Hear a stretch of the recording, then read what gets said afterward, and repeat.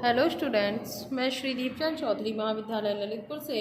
और आपका श्री दीपचंद चौधरी महाविद्यालय में आपका बहुत बहुत स्वागत है। आज हम एमए फाइनल ईयर और इसके साथ ही बीए फाइनल ईयर में जो आपका एक्सटेंशन एजुकेशन वाला जो आपका पेपर है उसमें जो आपका सिलेबस में जो आपके selection of extension teaching method है वो दोनों ही सिलेबस में मौजूद है। तो आप दोनों ही जो है इस वीडियो का लाभ ले सकते हैं। तो सबसे पहले बात करते हैं कि किस तरीके से जो है हम सिलेक्शन करते हैं जो एक्सटेंशन टीचिंग मेथड होते हैं उनका। तो प्रसार कार्य जो है वो एक ऐसी शिक्षण प्रणाली है जिसका जो एम होता है वो होता है मानव व्यवहार में चेंजेस लाने का, और प्रसार विधियां या एक्सटेंशन मेथड होते हैं वो जो है ये जो मेथड है इनके माध्यम से जो है ग्रामीणों से संपर्क जो है स्थापित करके उन्हें प्रोत्साहित करके उनकी मनोवृत्ति और कार्य दक्षता में जो है चेंजेस ला करके उनका सर्वांगीण उन्नति की जो है चेष्टा की जाती है। तो इस उद्देश्य को सफल बनाने के लिए सही शिक्षण विधि का चयन करना बहुत ज़रूरी हो जाता है, क्योंकि शिक्षण विधि चाहे कितनी भी प्रभावशाली क्यों ना हो, अगर उसका प्रयोग सभी परिस्थितियों में किया जाना संभव जो है नहीं होता है। हर शिक्षण विधि की कुछ सीमाएं होती हैं और जो कि प्रसार कार्यकर्ता को अनेक सीमाओं से जो है बांधती हैं। तो कौन कौन सी प्रसार विधियां जो उसके पास उपलब्ध है उसका उपयोग वो किस प्रकार से कर सकता है और इसका प्रभाव प्रतिपादन में उनका क्या योगदान रहेगा, इसका सुस्पष्ट स्वरूप जो है एक एक्सटेंशन वर्कर के मस्तिष्क में होना बहुत ज़रूरी होता है, जिसके लिए हमें कुछ बातों पर ध्यान देना बहुत ज़रूरी हो जाता है। जिनमें जो पहला है वो है हमारा mental and educational status of villagers, यानी जो हमारे ग्रामीण लोग हैं उनका मानसिक और शैक्षिक स्तर क्या है उसको देख करके जो है वो इस विधि का चयन करेगा, क्योंकि ग्रामीणों की शैक्षिक योग्यता, उनकी मान्यताएं, रीति रिवाज, विश्वास आदि जो है प्रसार विधि यानी जो एक्सटेंशन मेथड है, ठीक है, उसके चयन को निश्चित रूप से प्रभावित करते हैं। जैसे कि अगर साक्षरता दर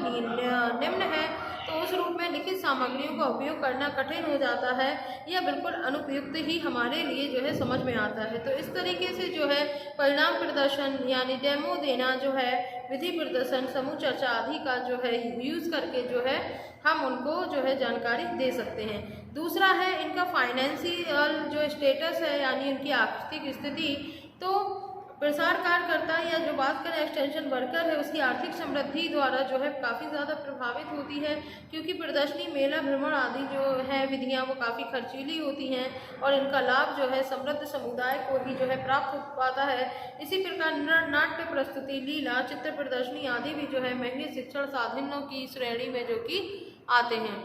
अब बात करते हैं इस तीसरे पॉइंट की, अवेलेबिलिटी ऑफ एजुकेशनल फैकल्टीज़ की, यानी शिक्षण साधन की क्या उपलब्धता है, क्योंकि जब तक फैसिलिटीज़ नहीं होगी तब तक समझ में नहीं आता है। तो शिक्षण साधन की अनुपलब्धता लोगों को उनसे लाभान्वित होने में जो है काफ़ी ज़्यादा मजबूर करती हैं, बाधित करती हैं। इनमें जैसे कि projector, amplifier, loud speaker, television आदि जो है विशेष रूप से जो है इस श्रेणी में जो कि आते हैं। अब बात करते हैं नंबर ऑफ रिप्रेजेंट की, यानी ग्रहणकर्ता की संख्या पर। तो प्रसार कार्यकर्ता या जो एक्सटेंशन वर्कर है उसका उपस्थित या अपेक्षित जन समुदाय के आकार को ध्यान में रख करके ही जो है शिक्षण विधि का चयन करना चाहिए। जैसे हमारा ब्लैक बोर्ड, फलालेन ग्राफ, चार्ट, फ्लैश कार्ड, विधि प्रदर्शन आदि जो शिक्षण प्रणालियाँ हैं वो छोटे समुदाय के लिए तो उपयुक्त होती हैं, लेकिन बड़े जन समुदाय को संबोधित करने के लिए जो है projector, screen, TV, loud speaker आदि का जो है यूज़ करना पड़ता है। अब बात करते हैं ट्रांसपोर्टेशन की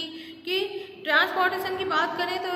इसमें क्या आता है कि यातायात सुविधाओं की बात करें तो जैसे मेला हुआ, प्रदर्शनी हुआ, प्रतियोगिताएं आदि का लाभ जो है उस क्षेत्र के लोगों ही जो है नहीं उठाते, बल्कि उन्हें आयोजित किया जाता है, बल्कि आसपास के क्षेत्रों के लोग भी इन्हें देखने या इनमें भाग लेने के लिए आते हैं। यही बात हमारे नाटक, लीला, गायन और डांस यानी सिंगिंग, इन सब में भी जो है आयोजन पर भी लागू होती है। और प्रसार कार्यकर्ता को इसकी प्लानिंग करते टाइम जो है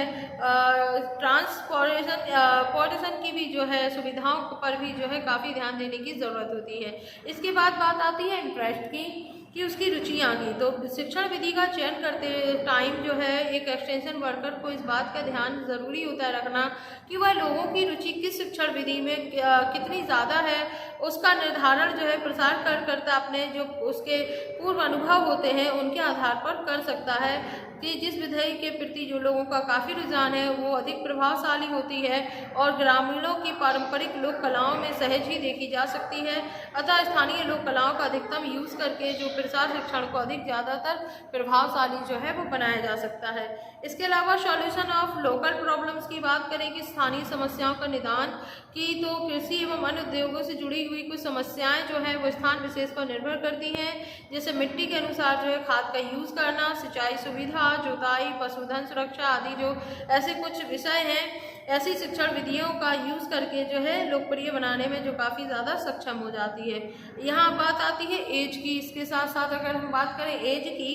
तो कम आयु के जो लोग होते हैं वो नई जो पद्धतियाँ होती हैं उनके प्रति काफ़ी ज़्यादा जो है आस्थावान होते हैं और नए, लेकिन अगर बात करें प्रौढ़ों की, एडल्ट की, तो वो नए विचारों या नई तकनीकों के प्रति रुचि का जो है उनमें काफ़ी ज़्यादा अभाव पाया जाता है, लेकिन परिणाम प्रदर्शन द्वारा जो है उनमें काफ़ी ज़्यादा रुचि को हम जागृत कर सकते हैं। इसके बाद जो हमारा लास्ट है वो है हमारा combined use of many teaching method की शिक्षण विधियों का सम्मिलित प्रयोग करके जो है अगर आवश्यकता पड़ती है तो प्रसारकर्ता एक साथ कई शिक्षण विधियों का यूज़ कर सकता है। और यदि एक्सटेंशन वर्कर यह अनुभव करे कि वह एक से अधिक विधियों का यूज़ करने में जो है सक्षम है और शिक्षण हेतु एक से एक अधिक विधियाँ जो है आवश्यक हैं, तो उसे किसी एक विधि का चयन न करके कई विधियों का जो है यूज़ एक साथ करना चाहिए और शिक्षण को अधिक प्रभावी बनाने के लिए एक से अधिक शिक्षण पद्धतियों का जो है यूज़ करना काफ़ी ज़्यादा अच्छा होता है। तो इस तरीके से हम देखते हैं कि ये कुछ है हमारे टीचिंग मेथड के सिलेक्शन करते टाइम जो है ध्यान देने वाली बातें, तो इनका विशेष रूप से एक एक्सटेंशन वर्कर को ध्यान रखना चाहिए। धन्यवाद।